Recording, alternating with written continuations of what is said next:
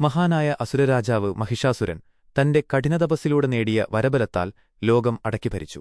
ദേവന്മാരെപ്പോലും തോൽപ്പിച്ച് സ്വർഗ്ഗം കൈവശപ്പെടുത്തി.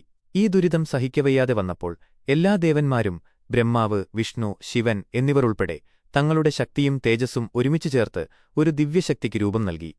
അങ്ങനെ ദേവന്മാരുടെയെല്ലാം ശക്തിയുടെ സംയോജനമായി അതിശക്തയായ ഒരു ദേവി ഉദയം ചെയ്തു.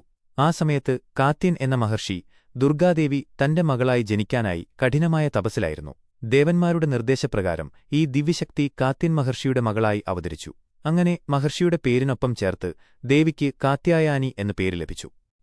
മഹിഷാസുരനെ വധിക്കാനായി ദേവിക്ക് ഓരോ ദേവന്മാരും അവരുടെ ആയുധങ്ങൾ നൽകി.